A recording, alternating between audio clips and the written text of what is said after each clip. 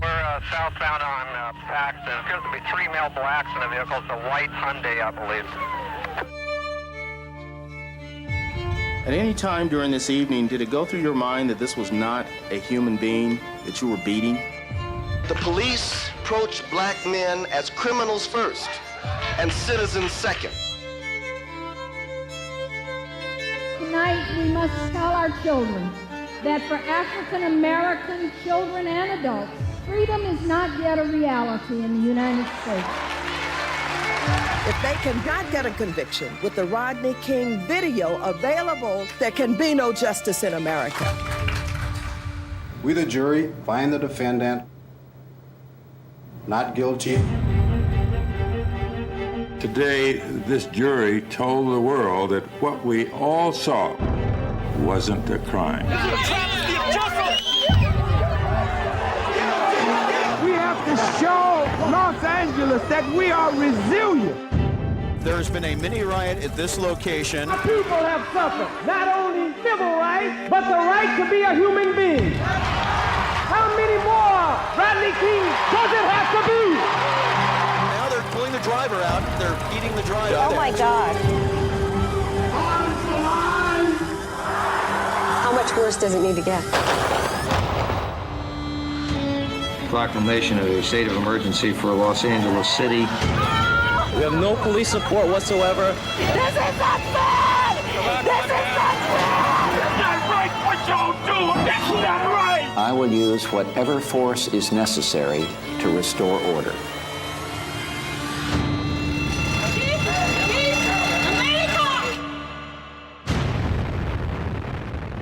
Folks, you're on your own down there.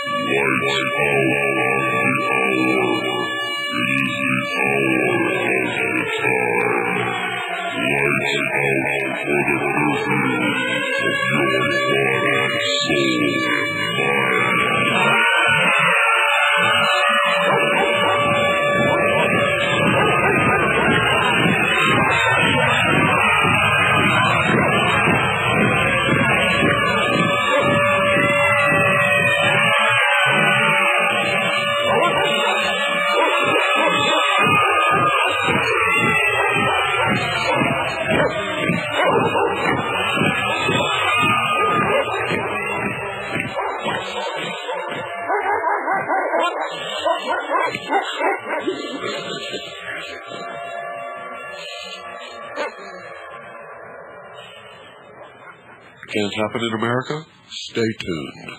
I am your host, William Cooper.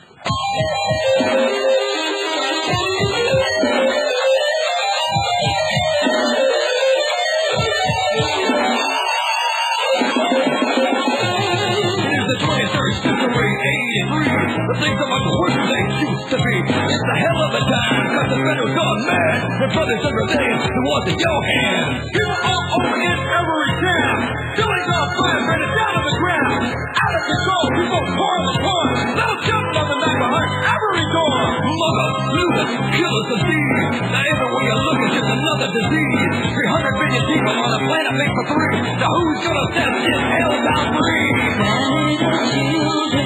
The earth is your prison, a sky filled with hatred and doom.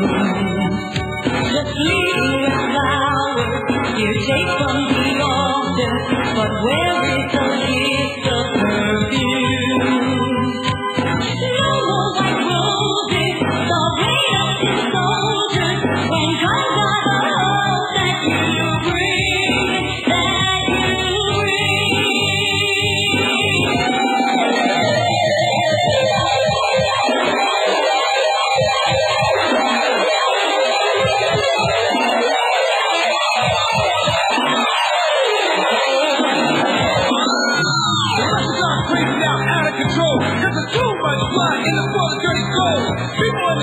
Nothing more to lose, cause the federal law wasn't making all the rules. So nothing they can say to you, they're only turning guns. But the blue shot comes if you got you on the run. Cause they want to beat you down and tear you off the side. So there's nothing more left of you, not even your pride. But they can't pick you down, now the power is you.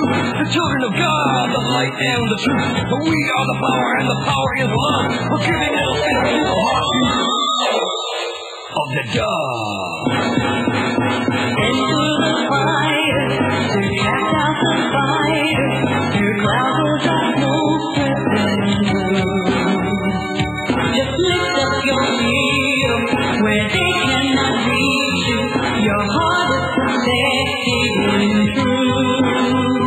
Believe in your own self, for the thoughts you are thinking. The light is the hope that you bring, that you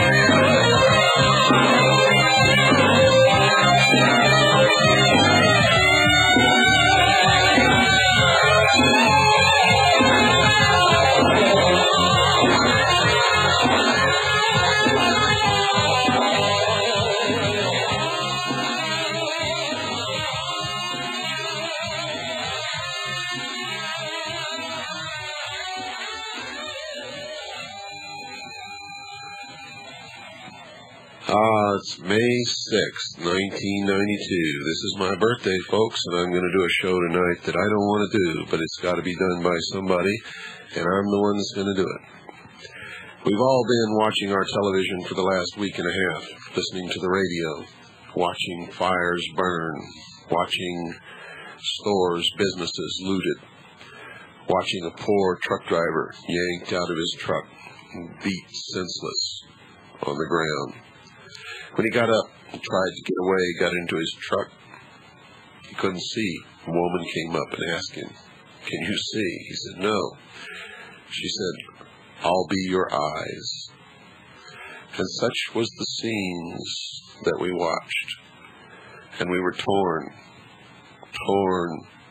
between understanding and loathing and hatred and love and shame.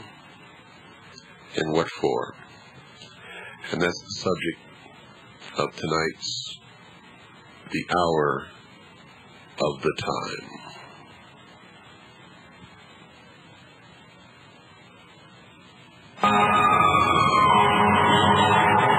What it's like to be a black person in America? It's like being in hell, if you can visualize that.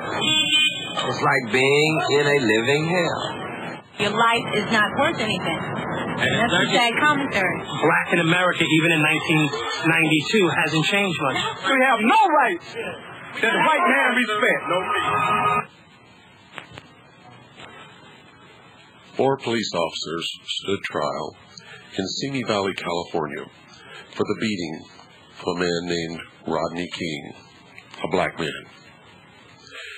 The jury came across with its final verdict on a day that will live in infamy, and for some people, today will be famous, for they loved the verdict. Those people are racist. They're people with no heart. The verdict was, for 3 of the defendants, not guilty on all counts, complete acquittal. For the last defendant, Officer Powell, was not guilty on all counts but 1, and the last count that he used excessive force was a hung jury. An incredible verdict in light of the fact that the entire nation and the world had been viewing an amateur videotape that had been taken on the scene, which showed over 50 blows. I believe the correct number was 56 blows in 80 seconds to a man who was lying on the ground, who had no weapon, who posed no threat, who did not attack anyone during this time. But nevertheless, 56 blows from clubs, what the officers called batons. That's a polite name for a club, a stick. And I believe no one believed that those officers would be found innocent. Hardly anyone, anyway. I'm sure that there were some people who felt that the officers were justified. There always is. I'm sure that most police officers sided with their peers. I'm sure that they felt the officers should be excused, overlooked, that they should be forgiven because of the dangers of the job, because that they go out in the street every day and they could be killed at any given moment. So that makes them do things that sometimes people should not do. Is that justified? Should people think that way? Well, that's been the debate all over the nation and all around the world. And in the main, I have to say that argument has lost. Most people were shocked to the very core of their being over that verdict. And not just blacks. Whites were shocked, Hispanics were shocked, Puerto Ricans were shocked, Chinese people were shocked, Japanese people were shocked, and of course the black community was outraged. In a country with a history of prejudice, oppression, in a country where to be a black person is a struggle from the moment of birth until the moment of death. This was an outrage. It was as if they had already been thrown into the cesspool of life, and somebody had come along and dumped another cesspool right on top of them. It took all the hope away from these people. At least that's what they tell me. And I have to tell you, it took some hope away from me because I've been predicting this for a long, long time. In fact, I'm going to give you now a speech that I delivered in New York City on April the 26th, 1992, just a few days before this incident took place. The incident that resulted in hundreds of buildings burned to the ground. I believe the last count that I heard, 1,700 buildings burned to the ground in Los Angeles. Over 40 people dead, more than in the Watts riots.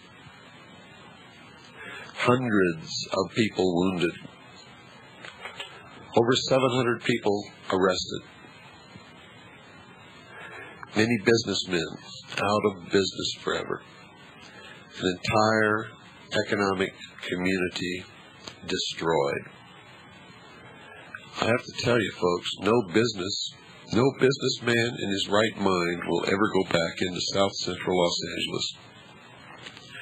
and open a grocery store, supermarket, a discount store, an electronics store, a stereo store, any kind of store. It's not going to happen. It is not going to happen. If those people thought that they were bad off before, they are now destitute. In New York City on April the 26th, this is what I told my audience of approximately 600 people. I asked them to close their eyes, and on their eyelids to draw a map of the United States and all of its possessions. And on that map, place a dot for every city and town in this great nation of ours. Every city and town. Put a dot there. Now, if you're like I am, you've got so many dots there you probably couldn't count them in a week, because that's how big this country is. I want you all to understand that at any given moment, of any given hour, of any given day, of any given week, of any given month, of any given year, if you've got enough money, in every single one of those towns or cities, you can buy as much of any type of drug that you can imagine or that you could possibly want, if you have the money to pay for it, on some street corner, and in some cities and towns, on many street corners. Now I want you to take yourself and your imagination to that street corner in whatever town that you pick. And I want you to understand that whatever amount of money you have in your hand will buy whatever amount of drugs, of any kind of drug that you want, any kind, at any time. And there will never be a shortage. The drugs will always be there as long as you have the money in your hand. Now just imagine, what kind of a supply system does that require? Do you understand how much cargo of drugs has to be coming into this country continually, all the time, to make sure that each drug in its exact quantity that's needed in each city, in each town of this country is delivered to that city, in that state, or to that town, in that state, on time, so that there's never a shortage? Do you realize that in Silmar, California, which is in the San Fernando Valley, near Los Angeles, in a warehouse with a cheap padlock on the door and no guard anywhere, law enforcement officials found 22 tons of pure cocaine. 22 tons of pure cocaine. They confiscated it, took it away. Now that has a street value of $22 billion. Not million, billion, spelled with a B. When I read that in the Los Angeles Times and saw it on television, I began to try to track that cocaine. I was told that it was placed in the property unit of the Los Angeles Police Department. When I attempted to verify that it was there, I was told that it was not.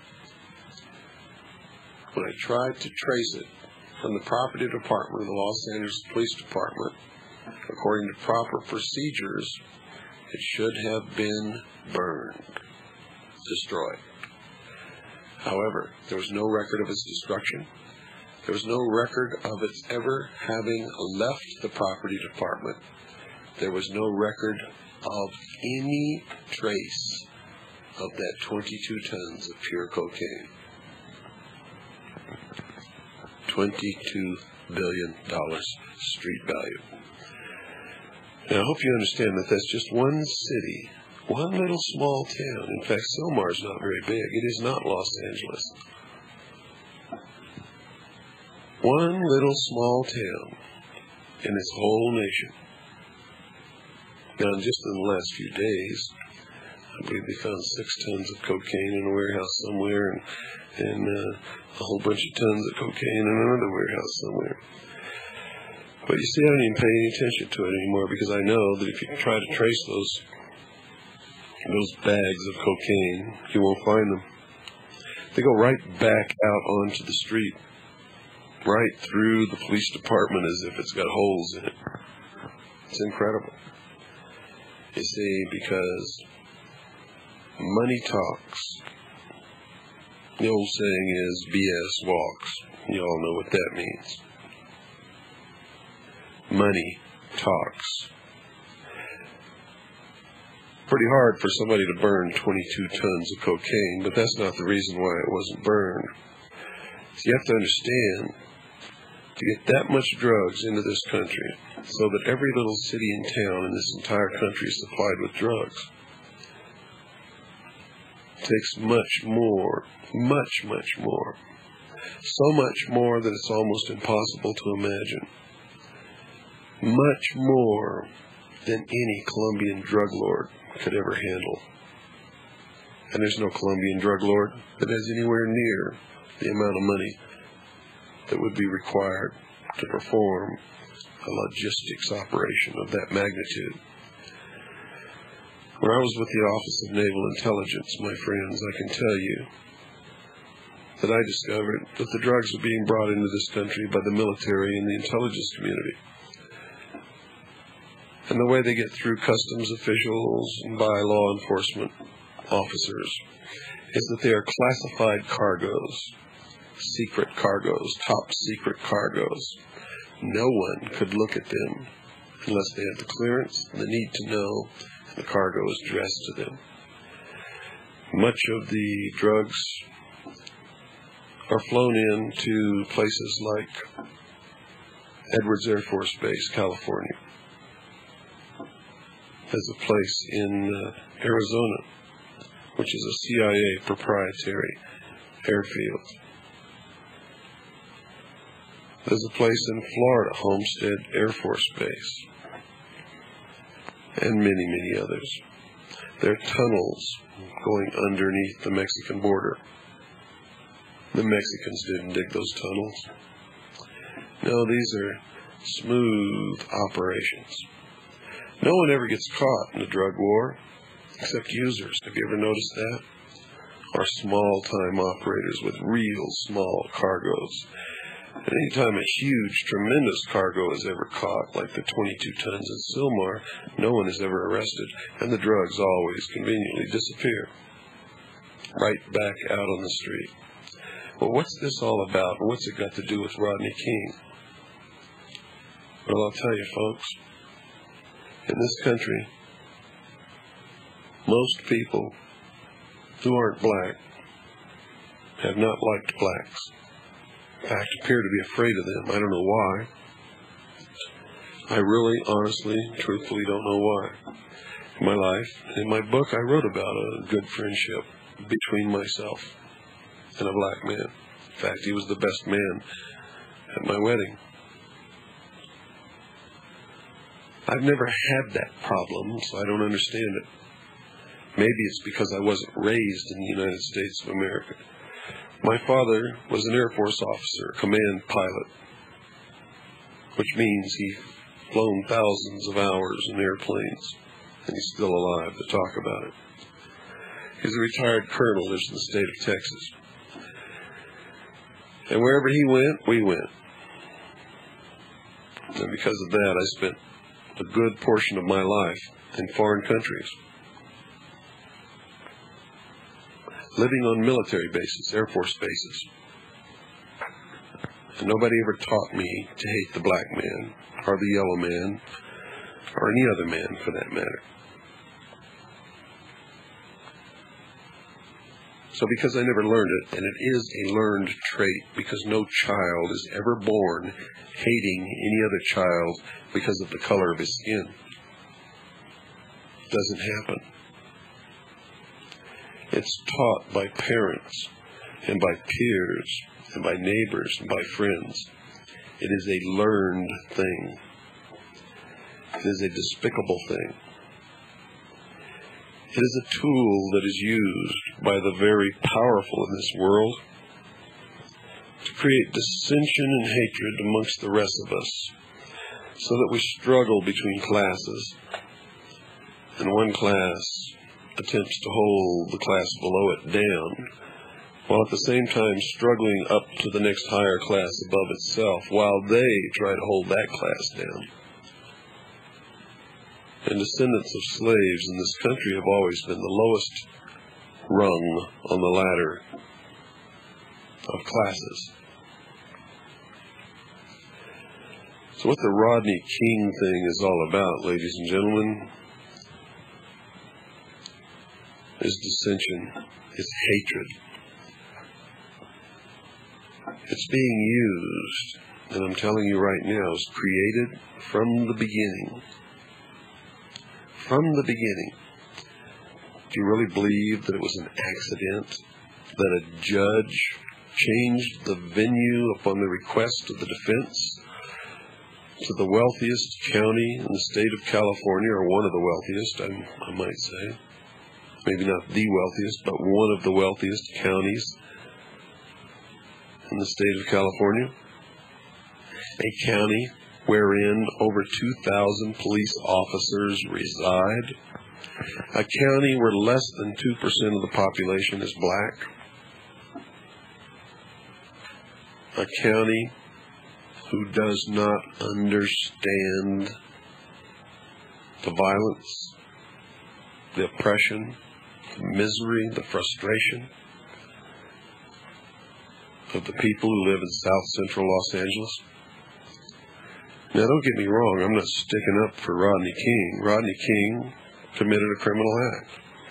He was drunk. He was speeding. He refused to stop when the police officers turned on their siren and tried to pull him over. Eventually, though, he was stopped. And when he was stopped, his two companions in the automobile got out of the automobile and surrendered to the officers and raised their hands behind their head and did exactly as they were told. And to my knowledge, they were not beaten. Rodney King, on the other hand, refused. He would not comply with the officers' orders. Therefore, when they tried to take him into custody, he resisted. He was then beaten, and for a few moments, it was reasonable force. But when Rodney King was beaten to the ground and was unarmed and was rendered 56 blows with these clubs, these batons, in 80 seconds,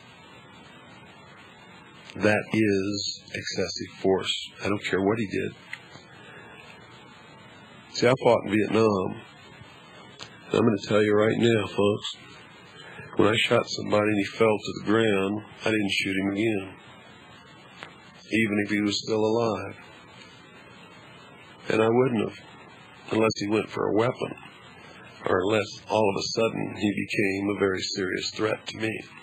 Rodney King could not have been a threat to anyone. He was surrounded by officers. There were so many officers there that Rodney King could not have been a threat to anyone, could not have hurt anyone, could have been quickly overpowered without the use of any clubs whatsoever. But we're being propelled into a police state. You doubt it? Well, on the first night, the debut of this program, on May the 4th, I talked a little bit about that. I believe I talked a little bit about it last night, on May 5th. That program was taped April the 30th, I believe. But I want you to understand something. When you sit in front of your television on Friday and Saturday night and watch cops, top cops, lady cops, 911 cops, SWAT cops, detective cops, and all the other cops, grandma cops, and you sit there and watch them break down doors without identifying themselves, without a search warrant, without a court order, rip people's mattresses apart, tear their walls apart, throw all their clothes on the floor. And they do something that you don't see in that series. You know, they strip search people. You don't see that because they can't show it on television. But they do it. Now, if they don't find anything, folks, all they have to do is drop a little bag of white powder somewhere in that house. And now they own the house. They take it from you. You don't have it anymore. You'll never have it anymore. They can confiscate your bank account, your RV, your cabin, your property, land, every single thing that you own, your cars, your clothes, and your children.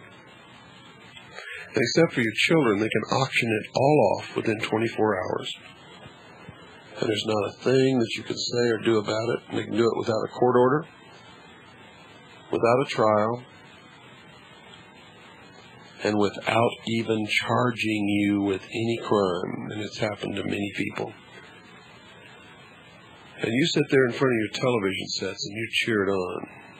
Say, get them, get those scummy so-and-sos. I've watched it. I've seen it. I've been in living rooms where this has occurred. And the reason you do it is because you're watching it happen to blacks, minorities, poor white trash, what they call poor white trash down south. Puerto Ricans, Hispanics. And you say, get them.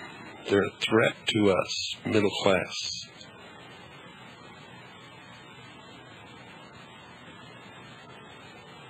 We've got to get the crime and drugs off the streets. That's your reasoning, and that's why you accept it. But most of you don't know anything about your country. You don't know what your country is. You don't understand that your country is the Constitution. And that when you allow these things to happen without protest, you are actually changing law. Because the common law, the basis of our legal foundation, says that if your rights are taken away and you do not protest or protect or claim your rights in a timely manner, then you no longer have those rights. They don't belong to you anymore.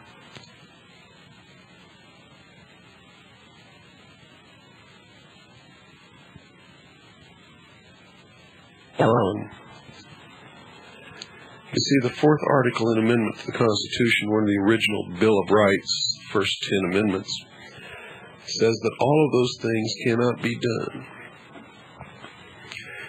It says that you can't search anybody's person, papers, or property unless upon the issuance of a warrant signed by a judge based upon testimony which produces probable cause that you have committed a crime.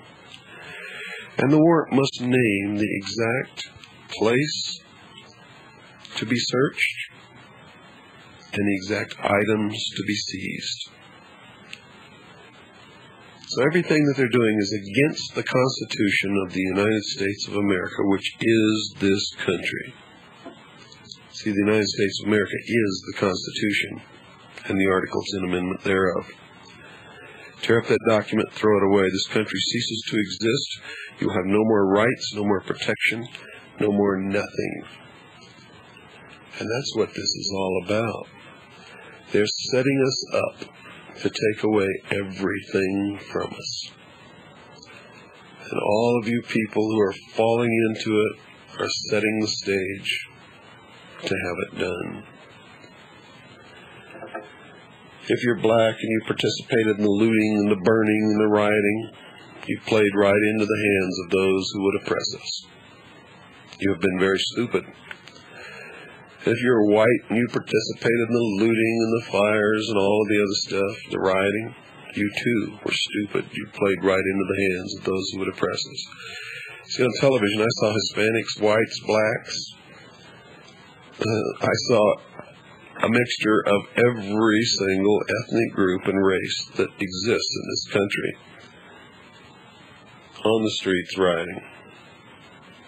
And if you were perceptive, you did too. I never saw a crowd of just blacks, or a crowd of just Hispanics, or a crowd of just whites. No, they were all mixed together, having a great time, taking advantage of the whole thing. And if I had my druthers, you'd all be in jail, not just for looting and rioting. That didn't solve a darn thing, but for endangering the Constitution of this great nation. See, I sympathize with you. I didn't like that verdict either. And you had a right to go out in the street and protest. You had a right to express your anger, and you should have. This whole nation would have been behind you if that's what you had have done. But you know what you really did? You scared the hell out of middle-class America. Scared them bad. They'll never forget the scenes that they saw on that television set. They will never forget it. And you're going to hear things like this. Frighten so many people is the number of guns. You have the number of guns in Los Angeles at the moment in the hands of private citizens. Yes. Well, if you put guns out there thinking that somehow they will be held only by law-abiding citizens, you're wrong. The thugs, the thieves, the hoodlums are going to get them, whether they have to steal them or whether they have to buy them. And you've got a lot of them in this city. And they're in the hands of young, irresponsible, irrational young people. Do you get the drift? You see, this is going to be used as the excuse to take the second article in amendment in the Constitution away from the American people.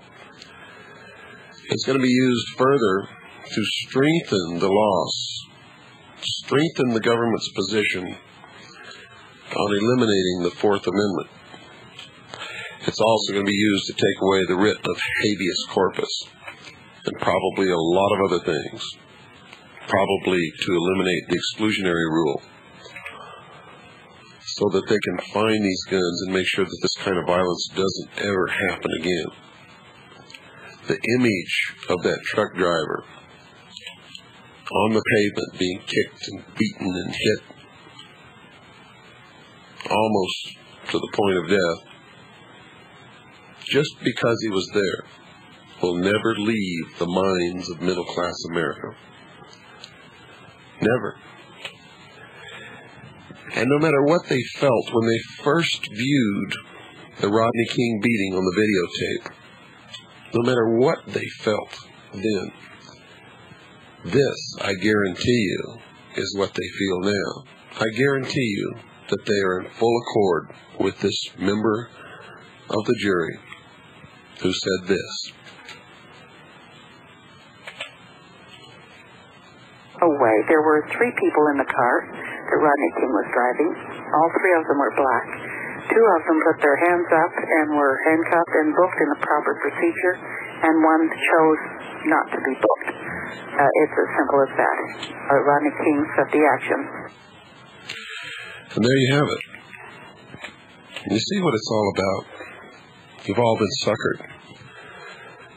A Masonic judge, a Freemason, changed the venue to one of the wealthiest counties in the state of California, wherein 2,000 police officers lived and only had a population of less than 2% blacks. That in itself would have almost guaranteed an acquittal. But another Masonic judge, the one who actually tried the case, really did guarantee an acquittal. For the defense's entire case was that the officers acted in accordance with their training. Where have we heard that before? Wasn't the defense of the Nazis who were tried at Nuremberg that they were only following orders, obeying their superiors, carrying out the parameters of their training? This is an absolutely impossible concept for the American people to grasp and to hold on to. And you better understand what it means. We're being prepared for a police state.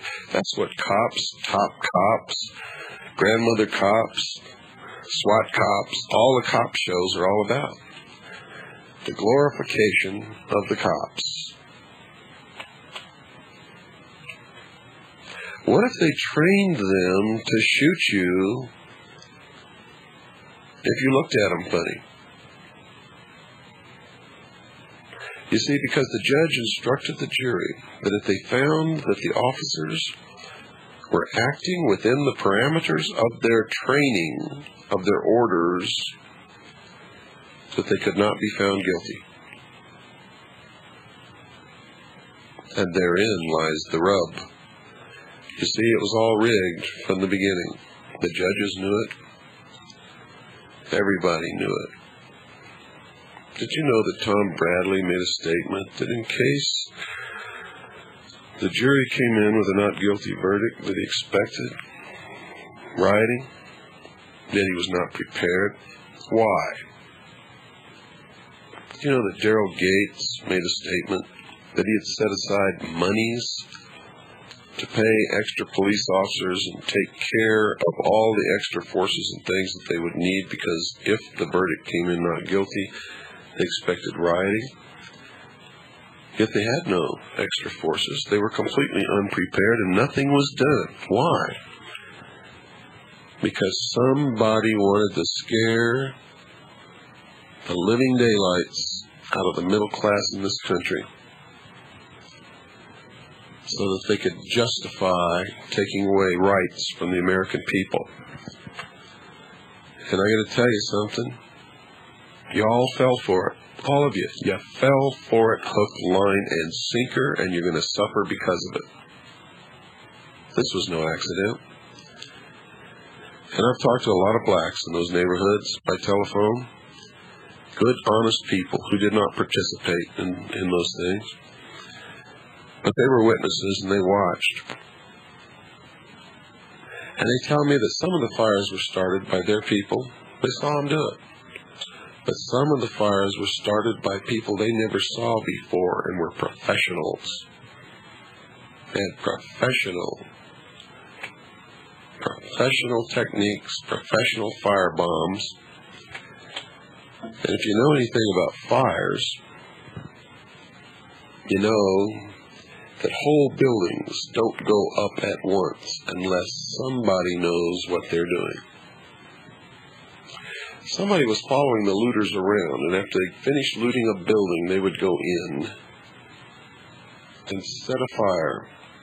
They would instantly consume the building. Total conflagration.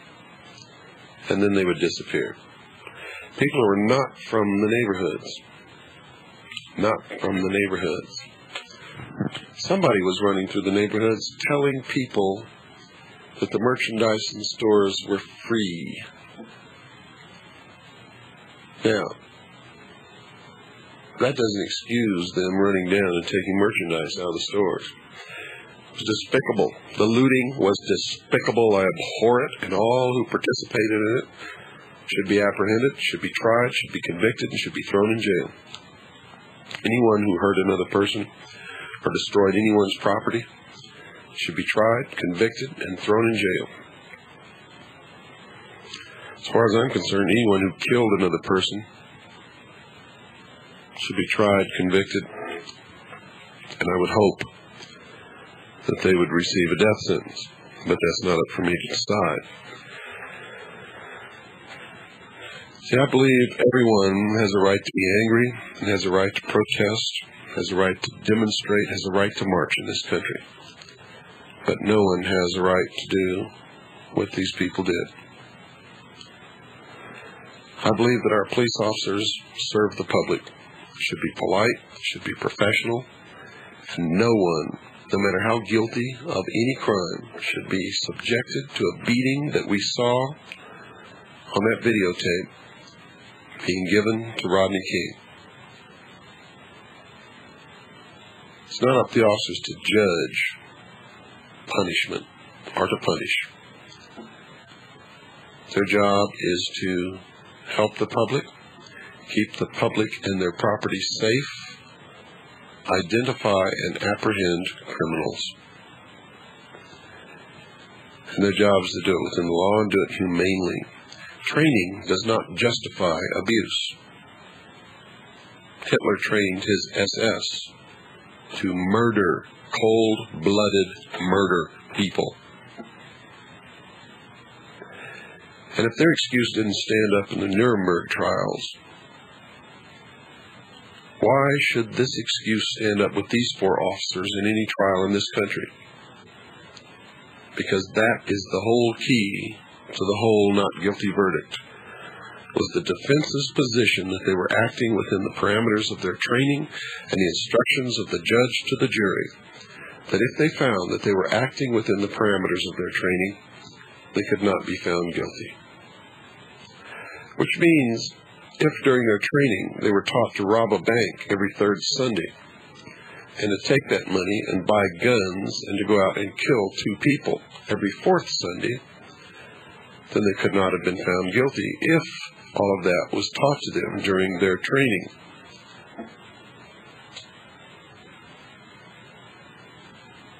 This type of thinking in this country is insanity and cannot be allowed. And these Freemason, Masonic judges who are part of the secret societies, who have infiltrated our society at all levels and our government at all levels, and whose aim is to destroy the sovereignty of this nation and the sovereignty of all other nations, and bring into being a one-world totalitarian socialist government, must go. These people must be weeded out. They must be prosecuted and dealt with legally within the law, but it must be done. And if you don't think there's a conspiracy, you watch. See, I said that this would happen in New York City. I told those people in New York City that this would happen. And it has. I said in New York City to that audience that when the blacks found out how they were being used and how they were being intentionally addicted to a welfare state to create a dependent class of people, and then the welfare benefits are withdrawn to create a criminal class of people, and then the criminal class of people is addicted to dope, narcotics, not only as a feel-good substance and addiction, but as a method to fuel their economy, as a method to put food on the table. You have to understand, folks, that this accomplishes 3 things. Drug addiction, for blacks or for anyone else, is a form of euphemistic slavery. They are no danger to the ruling class, to the elite, or to anyone else. They are, in fact, slaves to their addiction, and they can be controlled by making the substance of their addiction, or the focus of their addiction, available or not available, cheap or expensive. And they can be manipulated hither and thither, to and fro. They can be made to create crime, or they can be made docile as little lambs. It also creates huge, tremendous profits beyond your wildest imagination for the secret government. And they use these profits to finance and bring into being the New World Order, the one world government, the police state that's to come. And number 3, it scares the living daylights out of the middle class, out of the people who feel that they're a little better than everybody else because they have a little more than everybody else, and they don't want to lose it. So they scream for protection. In the latest poll, folks, they were asked, would you be willing to give up some of your constitutional rights in order to get the drugs and crime off the streets? And guess what the answer was? The answer was yes, yes, yes, yes. Please take the drugs and crime off the streets. We will give up whatever we have to give up. But don't subject us to this fear. Well, if you think that they had fear before, they're trembling in their boots now. Trembling in their boots. And the cause of the black man in America has been tumbled backwards for 100 years, at least. At least. And the black man will be lucky if he ever regains what he has lost over what has happened in the city of Los Angeles. And this is exactly what was supposed to happen. And all you kids, all you members of gangs out there, you want to feel like somebody? You want to be somebody? You get in touch with me and I'll show you how to be somebody. And I'll show you how to save yourselves and help save this country. Because this country is all you got. You see, it's not middle-class America that's oppressing you. We're all being used. All of us. We are all being manipulated and used like puppets. And when those with the power pull the strings, we dance and we like it. Because we've been taught that that's what we're supposed to do and that's what we're supposed to like. And that's what Los Angeles was all about, and that's what Rodney King was all about. Rodney King made an eloquent speech saying that he wasn't like that. And he wished the violence would stop. Well, Rodney King, I got a message for you, buddy. You should have thought of that before you got in that car and tried to outrace the police and then resisted arrest while you were drunk. I feel sorry for the beating you took, but don't tell me you're not like that. Because that's a crock. If you weren't like that, none of us would be in this situation we're in right now. Let's hope that you learn from this and that you won't be like that in the future. But don't tell me that you're not like that.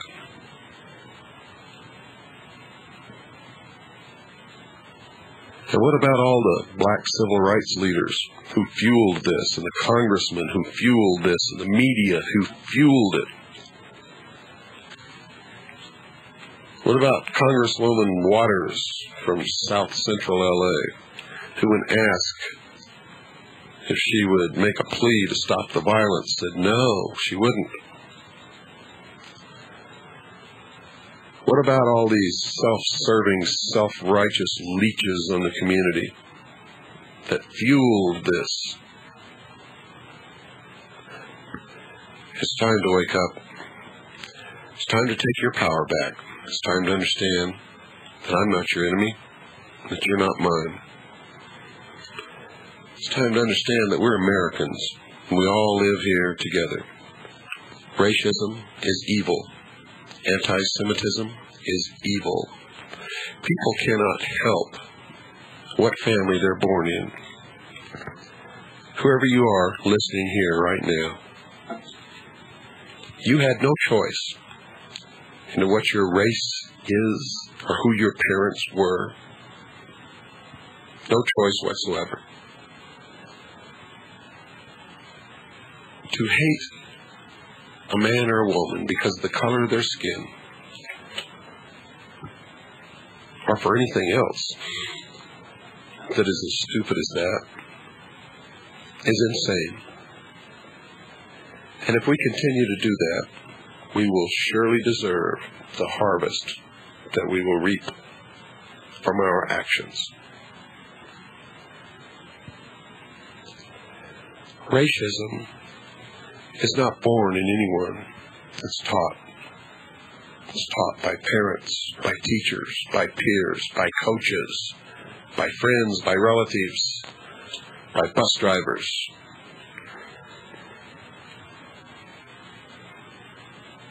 Some young men learn it when they go in the military service. Although the military service, I must say, is probably one of the best integrated, least racial groups in this country. As some of you might want to know, how do I know all of these things? By what authority do I impart these words of wisdom to my listening audience? It's very simple, ladies and gentlemen. I used to be part of this group who was bringing all these things about. I was there. I was in the midst of it. I was a member of the Office of Naval Intelligence. I saw plans for this over 20 years ago. For everything that's happening in the world today, I'm the only person in the world who has an absolute 100% accuracy rating on predicting future events. And so far, I've never been wrong. I'm not bragging, and I'm not proud of that. You see, because I base all of this upon documents, plans that I saw when I was a member of the Office of Naval Intelligence, and upon 20 years of research. I hope and pray every night that the next day I will be wrong. I want to be wrong because the day that I start to be wrong, it means that we will start to win the war. And don't fool yourself. We are engaged in a war for our freedoms, for our future, for our existence. And we are in great danger from many, many, many things in many, many areas, and one special group of people in particular. But the biggest enemy that we have on this earth is ourselves, our own ignorance, our apathy, our inability to see and to hear and to understand. Our willingness to elect somebody we never saw, don't know, and trust them explicitly and believe that they're a saint while they go trooping off to Washington. Have you ever stopped to think how absolutely absurd that is? Absurd. Most of you can't trust your own relatives. And you trust some stranger to go off and represent you in Washington, and then you forget about it and trust that person to do the right thing. And then you wonder what happens when they don't. Come on, wake up. I mean it. And you better wake up and start voting, and you better throw all the bums out, put some citizens in there, and you better restrict the terms to one term, because if they decide to become a professional career politician, that means they got to get reelected. And if they got to get reelected, they can't do the right thing. That's what's wrong with this country. They can't do the right thing. So they're easily corrupted, easily bought and paid for, easily steered down the path away from us. And at some point along the line, their conscience doesn't even bother them anymore. They don't even care about us. Why? Because here's what they think of us. And on a daily basis, we prove them right. Quote, a nation or world of people who do not use their intelligence are no better than animals who do not have intelligence, and thus are stakes on the table by choice and consent. Unquote. You fit into that category? Do you? Think about it honestly. Look yourself in the mirror. If you do, admit that you've been stupid. and decide that you're never going to be stupid again for the rest of your life. It's important. Help me. Good night, and God bless you all.